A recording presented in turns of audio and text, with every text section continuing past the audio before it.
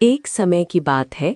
रामपुर गांव में एक बहुत ही रईस आदमी रहा करता था, जिसका नाम धनराज सेठ था, जिसके गांव में बहुत बड़ी सोने की दुकान थी। उस पूरे गांव में एक ही सोने की दुकान थी। गांव में एक ही सोने की दुकान होने के कारण वो बहुत ऊंचे दाम में सोना बेचता। गांव में जो पैसे वाले लोग थे, अक्सर वही उसके पास सोना खरीदने जाया करते। धनराज सेठ की शहर में भी कई दुकानें थीं और उसके पास बहुत सारी जमीन भी थी, जिस पर मजदूर लोग काम किया करते। धनराज सेठ को अपने आप पर बहुत घमंड था। एक दिन एक ईश्वर नाम का मजदूर आकर बोलता है, सेठ जी, मुझे आपसे बहुत ही जरूरी बात करनी है। हाँ बोलो, क्या बात है? जल्दी बोलो, मेरे पास वक्त नहीं है, मुझे बहुत सारे काम है। सेठ जी, मैं घर जाना चाहता हूँ। मेरी पत्नी की तबीयत बहुत खराब है, उसका ख्याल रखने वाला कोई नहीं है। पहले तो तू मुझसे दूर रहकर बात कर। पता नहीं तेरी पत्नी को कौन सी बीमारी है, वो बीमारी कहीं तेरे जरिए मुझे ना लग जाए। दूर हट जा। और हाँ, अगर तेरी पत्नी की तबीयत खराब है तो तू काम पर क्यों आया? सेठ जी, घर में पैसों की बहुत तंगी है। अगर मैं काम पर नहीं आता तो मेरी तनख्वाह काट ली जाती, इसीलिए मैं काम पर आया। लेकिन तू तो आधा अधूरा काम छोड़कर जाने की बात कर रहा है, तो तुझे क्या लगता है आधा दिन भरकर मैं तुझे पूरे दिन की तनख्वाह दूंगा? बिल्कुल भी नहीं।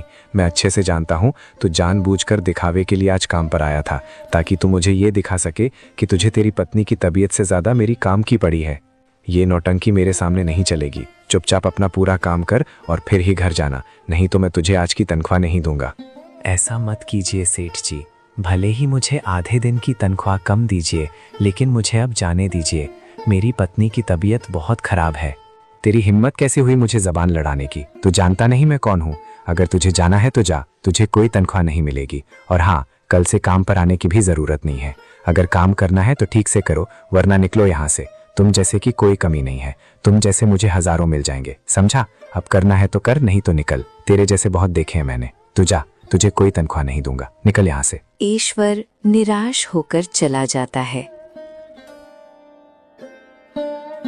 जी, आपने ये ठीक नहीं किया। वो दोनों बेचारे पति पत्नी अकेले ही रहते हैं। ना ही उनकी कोई संतान है और ना ही कोई देखभाल करने वाला है। अगर वो जाना चाहता था तो जाने देते ना। उसकी तनख्वाह काटने की क्या जरूरत थी? कभी तो किसी की समस्या समझ लिया करो। आपके अंदर दिल है भी या नहीं? बुरा वक्त किसी पर भी आ सकता है। इतना भी घमंड करना अच्छी बात नहीं है। ऊपर वाले ने आप पर इतनी कृपा की है कि आपको किसी बात की कोई कमी नहीं, लेकिन आप इस बात को अपना घमंड मानकर बैठ गए हो। रुक्मणी, आवाज नीचा करके बात करो। तुम क्या जानो व्यापार के बारे में? तुम तो दिन भर घर में बैठी रहती हो। तुम्हारा जो काम है तुम सिर्फ वही करो। तुमसे मैंने अपने कारोबार में दखल देने के लिए शादी नहीं की है। तुम्हारा काम है मेरे बच्चों को देखना और इस घर का ख्याल रखना। मैंने तुमसे राय पूछी थी क्या, जो तुम बीच में आकर अपनी राय दे रही हो? अपनी राय अपने पास ही रखो। आइंदा मेरे कारोबार के मामले में दखल मत देना। मुझे तुम्हारी राय की कोई ज़रूरत नहीं। मुझे ये अच्छे से पता है मुझे क्या करना है और क्या नहीं। वैसे भी मुझे इन गरीबों से सख्त नफरत है। इन्हें देखता हूँ तो मेरा खून खलता है। मुझे इनसे गंदी बदबू आती है, जो मुझे बिल्कुल भी नहीं पसंद। और हाँ, आइंदा ये गरीब मेरे कमरे तक आने नहीं चाहिए। चौकीदार से कह दो आइंदा कोई आए तो उसे बाहर ही रोक दिया जाए। और मुझे नहाना पड़ेगा, क्योंकि पता नहीं ईश्वर की पत्नी को कौन सी बीमारी थी।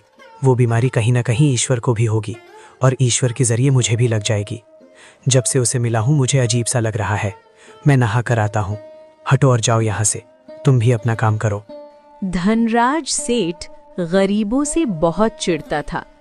इधर ईश्वर घर आता है तो देखता है कि उसकी पत्नी की तबीयत बहुत ज्यादा खराब होती है। लक्ष्मी, तुम ठीक तो हो ना? तुम्हारी तबीयत ज्यादा खराब लग रही है। वैद्य जी को बुलाऊं क्या?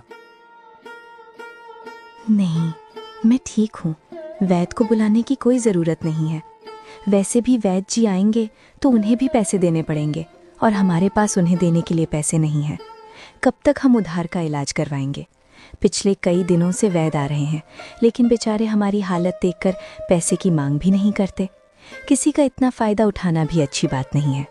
वो भी तो कहीं ना कहीं अपने घर का गुजारा करने के लिए लोगों का इलाज करते हैं ना, और हम उन्हें फूटी कौड़ी तक नहीं दे पाते। अब तो उन्हें बुलाने भी शर्म से आती है। कोई ज़रूरत नहीं है उन्हें बुलाने की। मैं ठीक हूँ। ऊपर वाले को जब अपने पास बुलाना होगा वो बुला लेगा। ईश्वर की मर्जी के आगे हम कुछ नहीं कर सकते।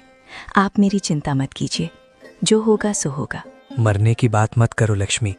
मेरा तुम्हारे अलावा इस दुनिया में है ही कौन? अगर तुम चली जाओगी तो मैं कैसे जीऊँगा, अकेले कैसे रहूँगा? मैं जानता हूँ तुम्हें कुछ नहीं होगा। ईश्वर ज़रूर तुम्हारी तबीयत ठीक कर देंगे। तुम ऐसी बातें मत करो। बोलते बोलते ईश्वर की आंखों में आंसू आ जाते हैं। वो घर से बाहर मंदिर में जाता है और ईश्वर से प्रार्थना करता है। हे भगवान, हमारी इतनी कठोर परीक्षा क्यों ले रहा है? क्या गलती हो गई? क्या तेरी भक्ति में मुझसे कोई कमी रह गई? किस बात से नाराज हो गए हो भगवान? मुझसे अनजाने में कोई अपराध बन पड़ा हो तो मुझे क्षमा कर दे, लेकिन लक्ष्मी को इस बात की सजा मत दे। उसकी हालत देख मुझे बहुत रोना आ रहा है। कहीं ना कहीं उसकी हालत का मैं जिम्मेदार हूँ। आज मेरी हालत ऐसी है कि मैं उसके इलाज के लिए वैद्य जी को तक नहीं बुला पाता। अगर मेरे पास पैसे होते, मैं अच्छे खासे पैसे कमा सकता, तो मैं लक्ष्मी का इलाज महानगर में बड़े अस्पतालों में कराता। मेरी लक्ष्मी बिल्कुल ठीक हो जाती। लेकिन लानत है मुझ पर, मैं ये भी नहीं कर सकता। प्रभु, मैंने खुद का व्यापार करने की कई बार कोशिश की, लेकिन कुछ हाथ नहीं लग पाया। बदले में नुकसान ही होता गया और फिर मजबूरन मुझे सेठ जी के यहाँ काम करना पड़ा, और वो भी इतनी कम तनख्वाह देते हैं जिसमें जैसे तैसे घर चलता है। इसमें मैं बीमारी के इलाज के लिए पैसे कहाँ से लाऊं? कुछ तो कीजिए प्रभु, कुछ तो रास्ता दिखाइए। ईश्वर के सामने बोलते बोलते ईश्वर रो पड़ता है। कुछ दिन ऐसे ही बीत जाते हैं। ईश्वर अब धनराज सेठ का काम छोड़ चुका होता है, तो वो मूर्ति बनाकर बेचता है, लेकिन उससे भी उसे बहुत कम कमाई होती है। जैसे तैसे वो 2 वक्त की रोटी का इंतजाम करता है। एक दिन धनराज सेठ के यहाँ एक महात्मा आते हैं, जिनकी हालत बहुत खराब होती है। धूल मिट्टी से उनके कपड़े मैले हो जाते हैं और जगह जगह फटे होते हैं। वो धनराज सेठ से कहते हैं, बेटा, मुझे बहुत प्यास लगी है और भूख भी लगी है। कुछ खाने का दे दो, तुम्हारा बहुत बड़ा एहसान होगा। ए भिखारी, तेरी अंदर आने की हिम्मत कैसे हुई? तुझे बाहर किसी ने रोका नहीं? दीनू, दीनू, इस भिखारी को अंदर आने की इजाजत किसने दी? ये यहाँ आया तो आया कैसे? इसे अभी धक्के देकर बाहर निकालो, ये अपने साथ साथ मुझे भी गंदा कर देगा। सेठ जी, बाहर कोई नहीं था, इसीलिए मैं अंदर आ गया। आप ऐसा क्यों कहते हो सेठ जी? मैं तो सिर्फ 1 वक्त की रोटी मांगी है और पानी मांगा है। बस इतना दे दो, मैं चला जाऊंगा। 3 दिन से मेरे पेट में अन्न का दाना तक नहीं है। दया कीजिए सेठ जी, कृपया मुझे कुछ खाने को दे दीजिए। दूर हो जा मेरी नज़रों के सामने से। तुझ पर गंदी मिट्टी लगी है और तू कितना मैला है, कितना गंदा है। बहुत बदबू आ रही है। ऐसा लग रहा है कि मैं अभी उल्टियां कर दूंगा और तेरी ये मिट्टी मेरे कपड़ों को लग जाएगी। दूर रहकर बात कर। मालिक, बहुत तेज भूख लगी है। आप तो इतने धनवान हो, मैं बस एक रोटी का टुकड़ा ही मांग रहा हूँ। बस थोड़ी सी ही दे दीजिए। दौलत का क्या है मालिक, वो तो आती जाती रहती है। आज आपके पास है, कल किसी और के पास भी हो सकती है। लेकिन अगर आप मुझे खाना खिलाते हो तो ये एक ऐसी दौलत है जो कभी कम नहीं होगी। किसी भूखे को खाना खिलाओगे तो बहुत बड़ा पुण्य लगेगा। भिखारी कहीं का, तुझे एक बार में समझ नहीं आता?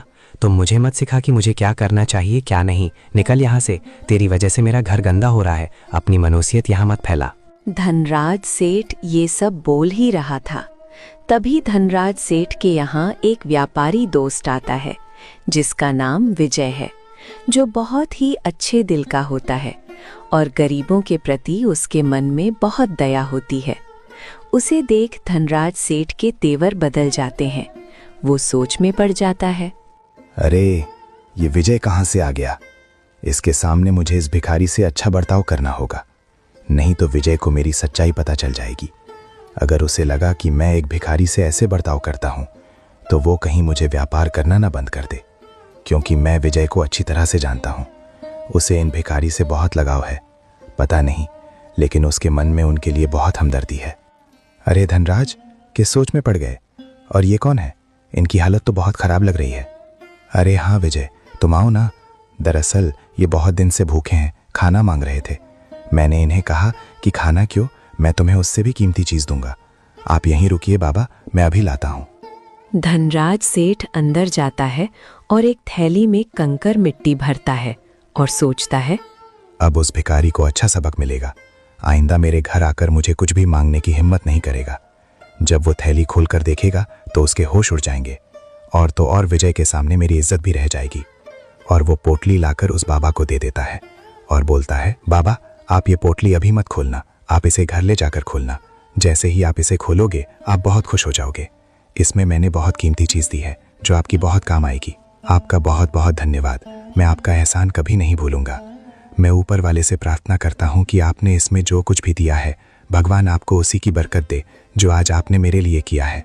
देख लेना, ईश्वर आपके लिए कई गुना करेगा। धन्यवाद सेठ जी, मैं चलता हूँ। ऐसा कहकर वो बाबा वहां से चला जाता है। उसके जाने के बाद विजय धनराज से कहता है, अरे वाह धनराज, मैं नहीं जानता था तुम इतने अच्छे मन के हो। तुमने तो आज मेरा दिल जीत लिया। मुझे ऐसे नेक दिल लोग बहुत पसंद है जो हमेशा दूसरों का ख्याल रखते हैं, दूसरों के दुख में दुखी होते हैं, उनकी सहायता करते हैं। तुम तो बिल्कुल मेरी तरह हो। मुझे तुम्हारी ये आदत बहुत पसंद आई। मैंने सोचा था तुम उसे खाना दोगे, लेकिन तुमने तो उससे भी बढ़कर उसे कीमती चीज़ दे दी। ये तुमने बहुत अच्छा किया। बेचारे की हालत बहुत खराब थी। हाँ विजय, वो तो मैं आए दिन किसी ना किसी की मदद करता रहता हूँ। वो क्या है ना, मुझे गरीब लोगों पर बहुत दया आती है। जब मैं किसी गरीब को देखता हूँ मुझे बहुत दुख होता है, तो मेरी ओर से मैं जितना कर सकता हूँ मैं उनके लिए उतना कर देता हूँ। वाह जियो मेरे दोस्त, सचमुच मैं तुम्हें आज जान पाया हूँ। मुझे तो तुम्हारे बारे में ये सब पता ही नहीं था। मुझे लगा तुम्हें घमंडी किस्म के इंसान हो जो कभी किसी की मदद नहीं करते, लेकिन तुम तो बड़े छुपे रुस्तम निकले, छुप छुप कर लोगों की मदद करते हो। आज मैं इस वक्त ना आया होता तो मुझे तो पता ही नहीं चलता। सचमुच आज तुम्हारा गरीबों के प्रति ये भाव देखकर मुझे बहुत अच्छा लगा। इधर ईश्वर मूर्तियां बनाकर बेच रहा होता है। तभी वहां पर वही बाबा आते हैं और बोलते हैं,